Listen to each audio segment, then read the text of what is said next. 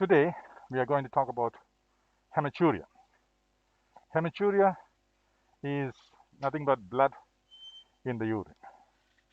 How we will approach, it's a very common complaint, and this is about how we approach a patient who complains of blood in the urine.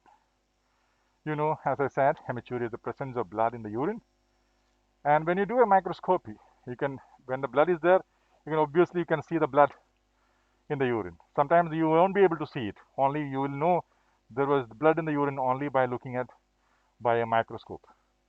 So here, when there is more than 3 red blood cells per high power field, microscopic field, it is considered as hematuria, but microscopic hematuria. So the first question you have to ask is whether the hematuria is gross or macroscopic. Gross means you can see the blood with your naked eye. Microscopic, you can see that. The evidence is only by the microscopy. And the second question is, at what time during the urination does the hematuria occur? That is, when you pass urine, you know that there is a stream of urine. And whether blood is seen, when this is about a gross hematuria. That is one you can see by the naked eye. Whether this blood is in the beginning of the stream, or by the end of the stream, or during the entire stream. It can be like, so when it is in the beginning, it is called initial hematuria. At the end of the stream, it is called terminal hematuria. And when it is throughout the stream, it is called total hematuria. So it can be initial hematuria, terminal hematuria, or total hematuria. Now, whether the next question is whether the hematuria is associated with the pain or not. You know, before that, how important is this initial hematuria, terminal hematuria, and total hematuria? Whenever the cause for the bleeding is above the urinary bladder or at the level of or above the urinary bladder, that is, when the urine can be mixed with the blood completely, as in the bladder, it will be a total hematuria. So the cause can be in the kidneys, ureters, or bladder. Whereas in the initial hematuria, the first part of the blood that is coming in the urine, blood in the urine, that is, the cause is usually in the anterior urethra. That is the first thing that comes out, anterior urethra. And sometimes in the terminal hematuria, that is when at the end of the stream, you squeeze the urine to get the last part of the urine out. And the blood in that clot is usually associated with posterior urethra or the bladder neck area. That is where you compress to squeeze to empty the last drops of urine. So it can be an initial hematuria, total hematuria, or a terminal hematuria. Sometimes hematuria is associated with pain, especially due to urolithiasis, stone disease, there will be pain. Whereas in most malignancies, it will be painless. So that is the importance of this. Sometimes the urine, you have clots in the urine. Clots are when the amount of blood is very high, the clots are formed. And there is an interesting characteristics here. When the blood is coming from the kidneys, it has to pass through the ureter to reach the bladder. So it will form, the clot will be formed like as in the shape of the ureter lumen. So it will be something like a worm. It's called a vermiform clots. It means that the bleeding is above in the upper tract in the kidneys, and it is passed by the clots are formed while passing through the ureter. Whereas in the bladder, if the bleeding is, usually you won't get a shapeless clots, amorphous clots. Then that is what I said. If the patient is passing clots, does the clot have any specific shape or not? Hematuria of any degree should never be ignored, and in adults should be regarded as a symptom of urological malignancy until proved otherwise. Mostly a transitional cell carcinoma or the urinary bladder or the transitional carcinoma of the renal pelvis or a renal cell carcinoma all can cause hematuria gross hematuria. There can be red colored urine also can be due to other causes, not just hematuria. It can be a hemoglobinuria or a myoglobinuria, or that anthocyanin you see in the beetroots and blackberries, chronic lead or mercury poisoning, phenolphthalein, especially used in laxatives, phenothiazines used in psychiatry, all can cause red colored urine. When you look at the microscopic part, when you look at the red blood cells that you see in the urine, you can see that the cause of looking at it, you can identify whether this is a glomerular bleeding or a non-glomerular. Glomerular means the blood, that is the red blood cells that is passing through the glomerulus and reaching the the bleeding is above the level of the glomerulus. Usually it's in the nephrological causes. And non-glomerular, like glomerular nephritis or other similar causes. It can be non-glomerular, means the causes are below the level of the glomerulus. It can again be a medical cause or a surgical cause. I'll explain that.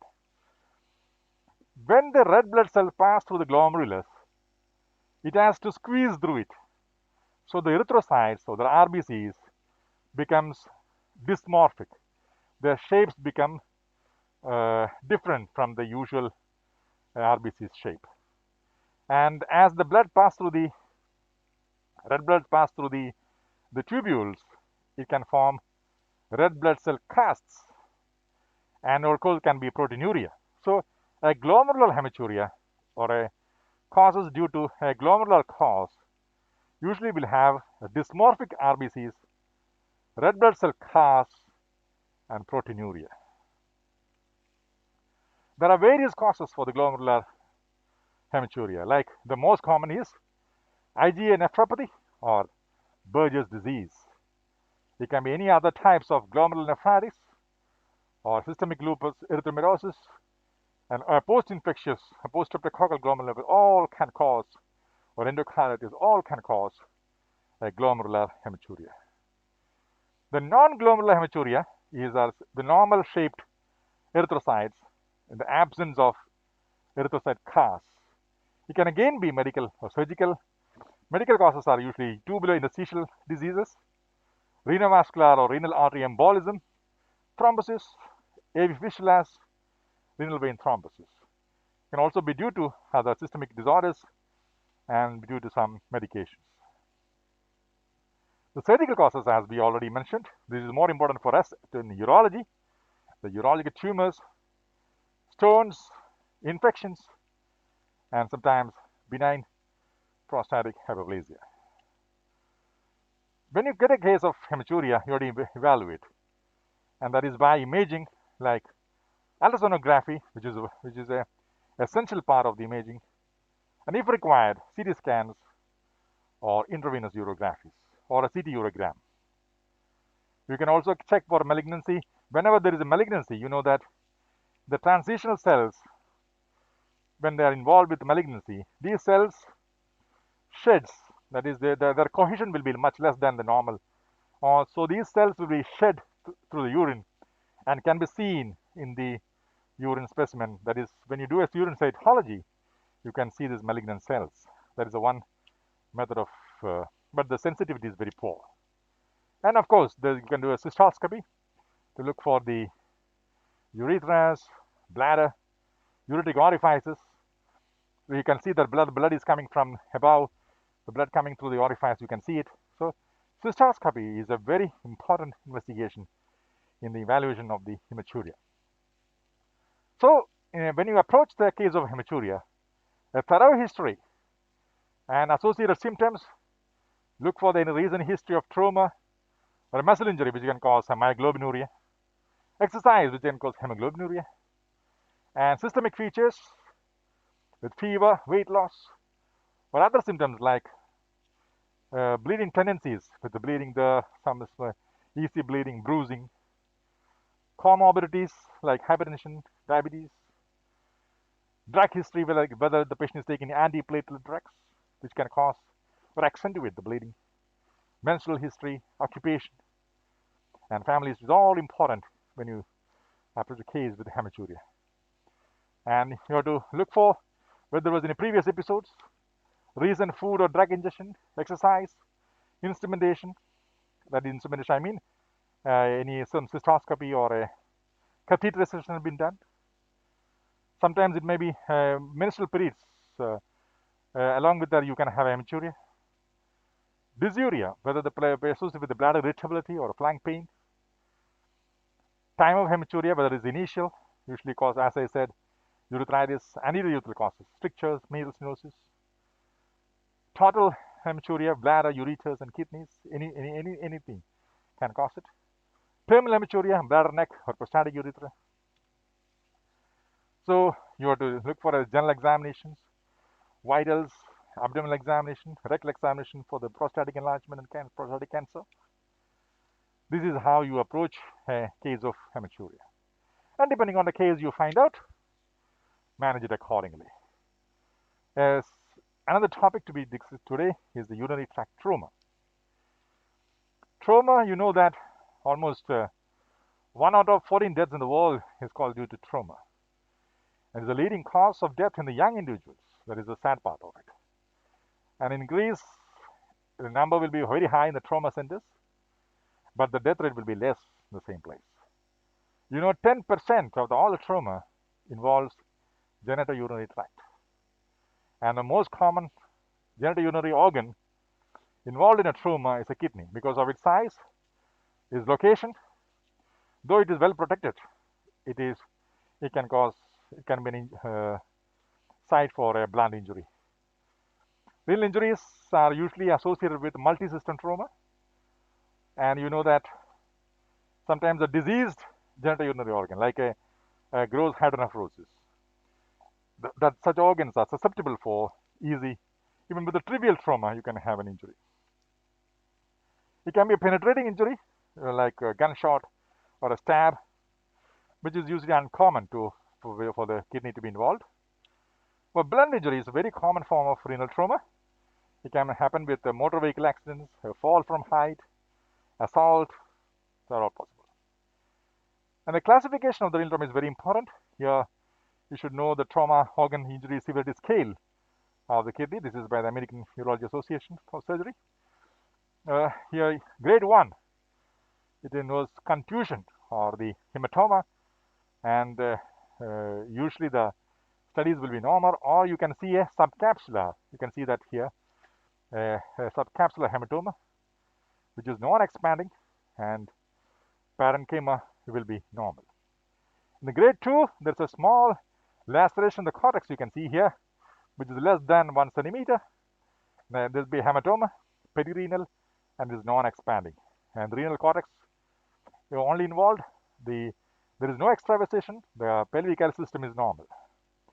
The grade 3 laceration is more than that, almost more than 1 centimeter. Still, it is involving only the cortex, and there is no extravasation because the pelvic system is not involved. No extravasation, and the collecting system is intact. In the grade 4, it can be 2 types. One is a large laceration, which is involving the pelvic system. There is an extravasation, or the medulla is involved, and the collecting system is involved. There is a vascular here, the main renal artery and veins injury with contained hemorrhage. Well, it is a contained hemorrhage. In grade 5, it's a totally shattered kidney with a huge hematoma. There can even be avulsion of the renal hilum. The pedicle has been avulsed, which devascularizes the kidney. Usually present with hematuria, gross or microscopic, shock, hypertension, tachycardia, oliguria, a flank or a bruising mass, flank pain, tenderness. The management is just like any evaluation of any major trauma. Attention to the airway, breathing, circulation, disabilities, exposure and environment all to be checked. And indication for renal imaging, which is the most important diagnostic method for renal trauma. There are certain indications. When there are penetrating trauma in the site of renal, you look for imaging.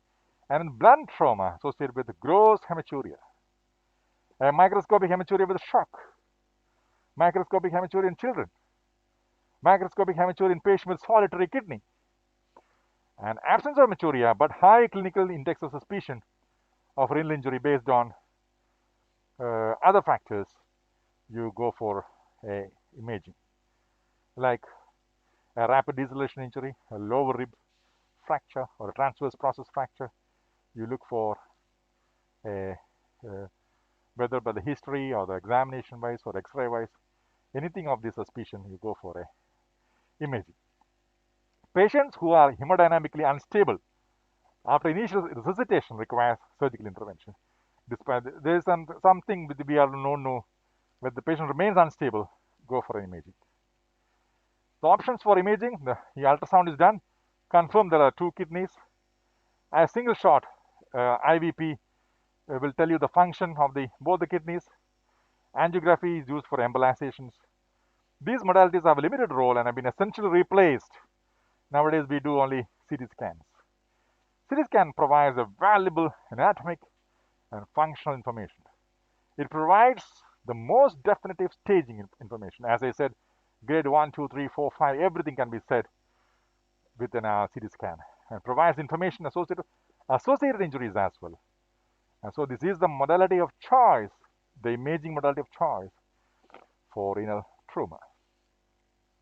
You can see all the findings as per the grade. You can see like extravasation, hematoma, a displacement, a lack of contrast enhancement of the kidneys, all can be seen by the CT scan.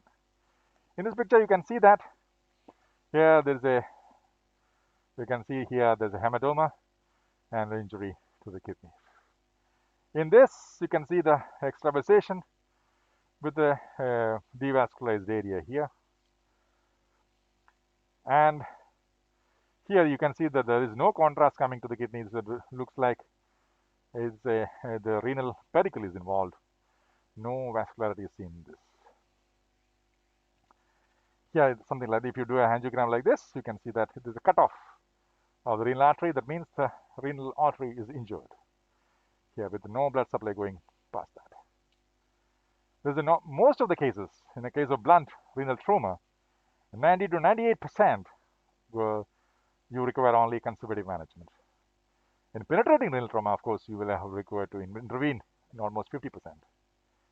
After the basic stabilization, the admission, bed rest until the gross hematuria clears is the most important thing. And of course, it has to be active with clinical observation with series of vitals and blood counts. And there is when we do for surgery, there is an absolute indication for surgery. One is the persistent renal bleeding with hemodynamic instability.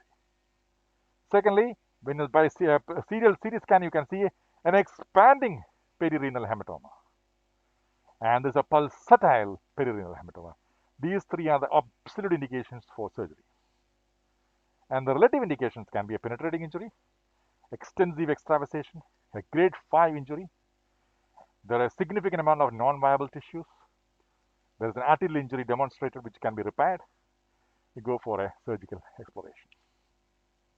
The principles are, it has to be a transabdominal midline laparotomy, early control of the renal vessels. That first you go to the renal vessels and control it by a loop, you can see here.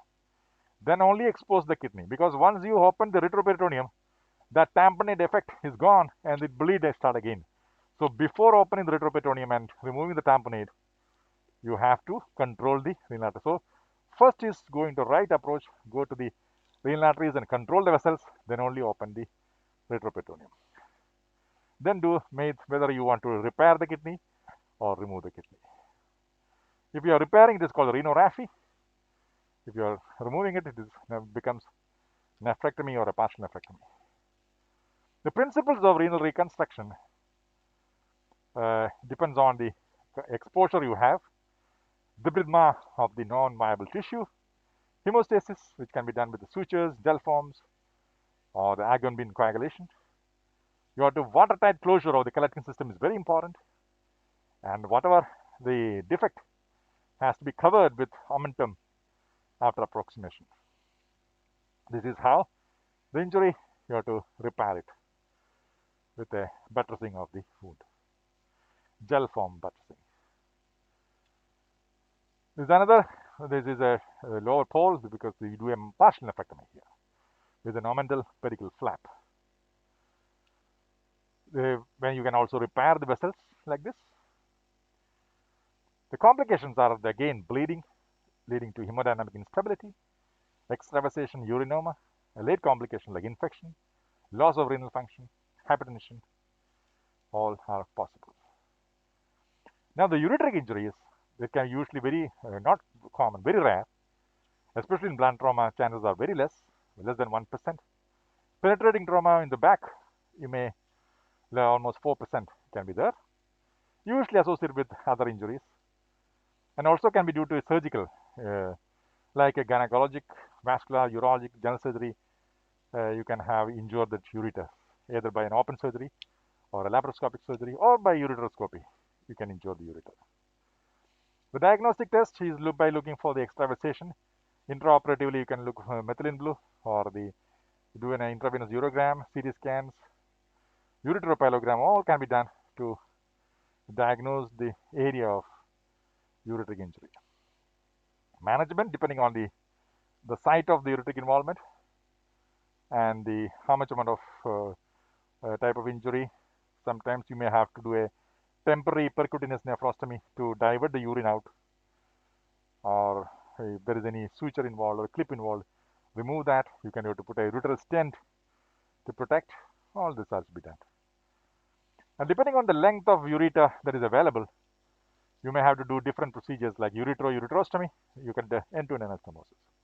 And ureteroureterostomy, that means ureter is taken to the bladder, anastomosed with which can be bladder can be anastomosed, but the bladder has to be pulled up with a Psoas hitch or your bladder flap, like called as the Ockerblad Boari flap. And you can even pull the kidney down a little bit. That is not renal descensus. Or if you don't have any of this is possible, put in a ileum. Can be a segment of ileum is used to make a neo-ureter. That is ileal replacement. This is what you can. This is the ureteroureterostomy. You can end-to-end anastomosis of the ureter. And this is the bladder is pulled up. Lower ureter is missing, so this is pulled up. Do a Psoas hitch here, and the anastomosis is done. This is the Boari, Ockerblad Boari flap. A flap from the bladder is taken to take the ureteroureterostomy. Then you can substitute the ureter with a ileal ureteric, or sometimes you can even take the ureter to the opposite side of the ureter. Transureteroureterostomy it is called. The bladder trauma mostly occurs with the blunt trauma. Almost 85% are associated with the pelvic fractures. And the key points here is that you're going to have suprapelvic pain, tenderness, and there will be free fluid in the CT scan by ultrasound. The patient will be unable to void because there will be urine will be extravasating, clots in the urine, hematuria, and the same can be seen in the CT scan.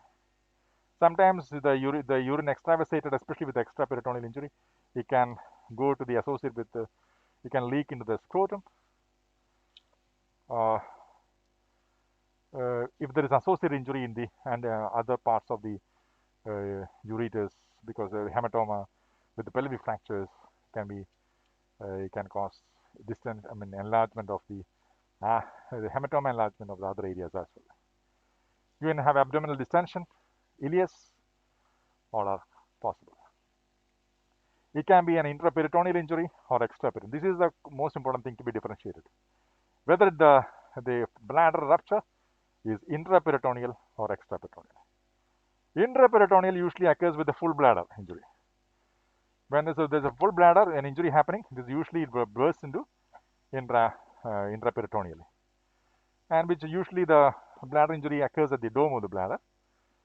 Whereas the extraperitoneal usually happens with an empty bladder, usually associated with the pelvic fractures. Here the ultrasound, CT scan, and cystogram. A dye is to be put in the bladder and see whether the extravasation. That is an excellent method of identifying the injury. Then intravenous urogram also can be done. The preferred diagnostic modality is the cystogram, or it can be either a conventional cystogram with a dye or a CT cystogram. You have to do a 350 ml of dilute contrast has to be pushed into the bladder to get that picture. In the intraperitoneal extravasation, you can see free contrast outlining the abdominal viscera. That is what you see. Whereas in extraperitoneal blood injury, you can have a flame-shaped area of contrast extravasation in the perivesical soft tissues. This is a normal bladder with a very clearly outlined bladder. There is no injury here. This is an extraperitoneal bladder injury. You can see the flame-shaped leak. This is outside the peritoneum. The intraperitoneally, there is no dye around the viscera. This is an extra. You can see even it is going into the other parts outside, even to the scrotum. You can see it is leaking.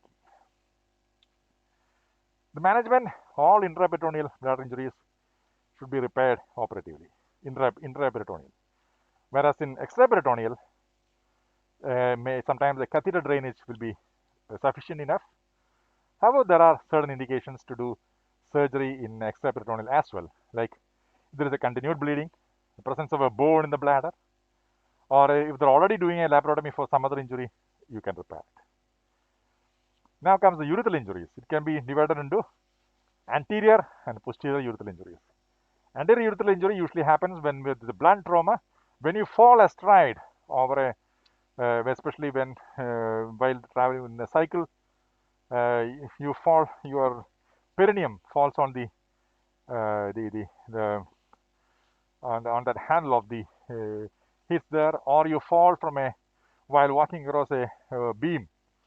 You fall astride, or working in the manhole, you fall onto the manhole. This can happen. So, anterior is usually the blunt straddle injury, whereas a posterior injury occurs usually with pelvic fractures. The blood at the meatus is the best sign for both injuries. However, you should have a high index of suspicion. In posterior injuries, inability to void, you won't be able to pass urine because the urethra is injured. And the posterior, because of the urethra is ruptured, prostate must be going up because it is separated. So you can feel when you do a rectal examination, you can see a high riding prostate. It's also known as the Fermutan sign. And the scrotal swelling and ecchymosis, and you can also see a butterfly bruising on the perineum because the hematoma spreads through the in that area, and it is within the collis fasciae attachment to the facial aorta in the leg. So you get a butterfly bruising of the perineum, which is classical for a posterior injury. And suspected urethral injury, you must do a retrograde ureterogram before trying for a catheter. Better, if you are not an expert, don't try catheterization when you are suspecting urethral injury. Never do that. Instead, this is a case of urethral injury. You can see here the extravasation and the cutoff point here. Again, you can see the extravasation here. So, urethral injury, always drain the bladder. That is the most important. You do a suprapubic catheterization. That is the only thing you need to do in an emergency situation. And initial urethral repair is not at all recommended at the moment because it is always problematic. So, just divert, let the urine come to suprapubic, and later on, you can assess the situation, and depending on the injury and the healing and the fibrosis involved, do a ureteroplasty accordingly. That is what you should be doing. That's all.